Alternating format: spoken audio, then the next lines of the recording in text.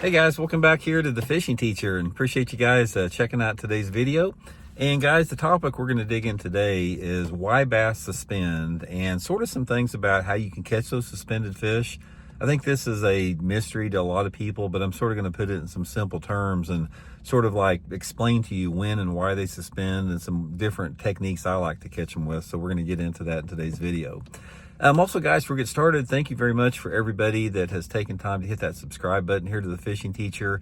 Much appreciated. Also, guys, we do have that live stream coming up that I'm getting ready to do for channel members and Patreon members. So, guys, if you would like to sign up to be a channel member of any three of my YouTube channels, including Fishing Teacher, or sign up for the Patreon program in the description of this video, you guys will be able to get into that live stream, so appreciate that.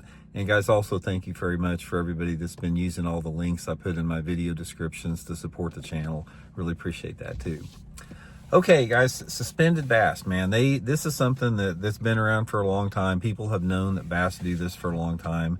And one of the things about suspended bass, it's sort of a mystery why they do it. It's like, why do bass want to just swim out in there in the middle of nowhere and just hang out in the middle of nowhere when they could be around some type of object or on the bottom? And I, as much as we intellectualize this and try to explain it away, I think a lot of it just remains that we don't really know the reasons fully.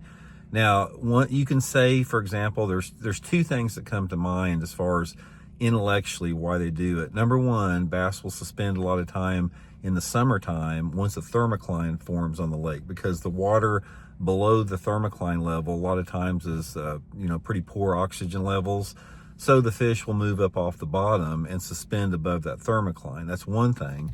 The other reason they do it is because they're chasing shad. Threadfin shad, gizzard shad, blueback herring, those are open water roamer fish.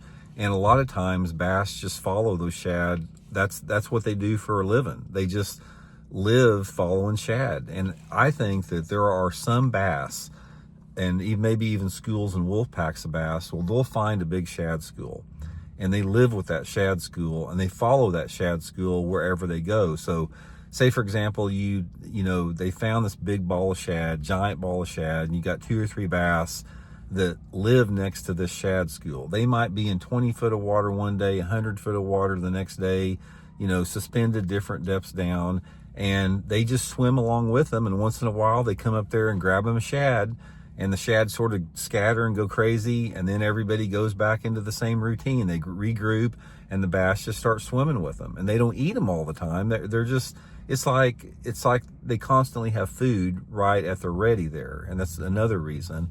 And the third reason, theory, in my opinion, is they get out there to escape fishing pressure. And there's probably some other stuff along with that. And the whole advent of forward-facing sonar, that's opened up a whole new world that did not need to get opened up, because I'm of the way of thinking, guys, is there has got to be unknown in fishing. Once we know everything about bass fishing, then what do you have? It's like if there's no unknown or no mystery to it or no magic, it loses its ability to be fishing and have that special aspect of fishing to find fish. So I think one of the worst things that forward-facing sonar has done is it takes away that mystery of knowing those fish are out there offshore. And a lot of people think that with the technology, that's like all of a sudden we realize that these bass live offshore more than they don't. I've always known that, because ever since I've been fishing, I would hear old dudes that are trolling for striped bass, like with hellbenders and stuff. They'd catch some big largemouth out in the middle of the lake. Or you'll be out in the middle of the lake over 80 or 90 foot of water, like here in Table Rock Lake, and you'll see bass come up and busting shad on top in 90 foot of water. So I've always known that they lived out there and suspended when they do that. It's just what they do. I don't know if there's any way that you can explain it away. Okay, so talking about ways to catch suspended bass, in my opinion, are pretty easy to catch once you get around them. Now, like any other bass, there's going to be some that are more aggressive than others, and that level of aggressiveness has to do a lot of times with weather patterns, weather condition, time of day, current flows. There's a lot of stuff that determines that aggressiveness. But overall, when I find bass suspended, I find that they are pretty easy to catch. And a couple of my favorite ways to fish for suspended bass, it depends if the suspended bass are in big schools or if they're in little wolf packs. Now, if they're in little wolf packs, it's a little bit different deal, but if you can find the fish suspended in bigger schools, and usually when you find the bass suspended in bigger schools, they are around some type of bait fish. When I find them in big schools, and all I use is 2D sonar, you guys know that, fishing vertical with like a drop shot is probably my best way to catch them, you know, just dropping straight down on them. A little jig and spoon can be good. A little, some type of a, you know, Ned rig or something can be good. Just something that you can fish vertical and shake in one spot.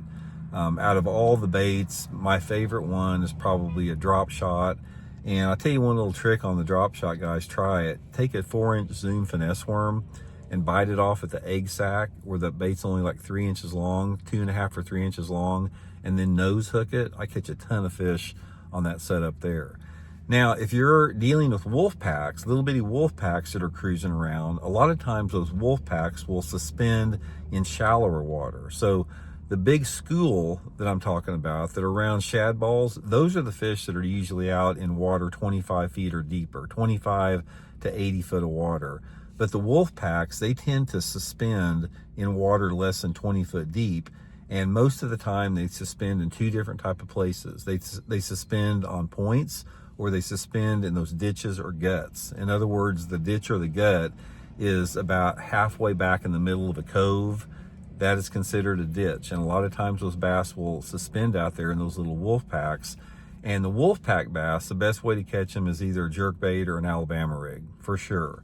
And a lot of times with the wolf packs, you can't see them. You know, you probably could with, you know, spotlighting machine, but I don't use it. But I'm out there targeting those suspended bass in that water less than 20 foot deep, normally in the cooler water months. That's usually when I do it. And I can catch a lot of fish, you know, with an A-rig or a drop shot or excuse me, or jerk bait or something like that. But, you know, overall, guys, it's a mystery. I mean, if I was a bass, I would not be one of those bass that just get out there and roam out in the middle of nowhere. I mean, to me, that is like, I don't know. It just seems like it doesn't seem like the best way to live if I was a fish. If I was a bass, I'd want to find some type of hard object that I could hide behind. And then when I'm ready to feed, I can go hunting. I can go hunting at night, or if I see a crawdad, you know, coming out in front of the log or the stump I'm sitting on, I'll go out and get it. But those are a different population of fish. You've got, in most lakes, from what I can gather, depending upon the water clarity now, you've got about probably 60 to 70% of the fish that live suspended all the time. That's just what they do. And the other 30% or so, 30 or 40% of bass in the lake are the ones that are those target-oriented fish, whether it be around whatever shallow cover, shallow grass, it could be on a drop-off, some type of hard structure to hold those fish specifically. So there's not just one size fits all. It's not like every bass suspends or every bass is around targets. Bass are like humans. They have individual personalities and they prefer to do different stuff based upon the bass. So anyway, guys, that's just a brief explanation of why bass suspend. Hope you enjoyed it. We'll talk later.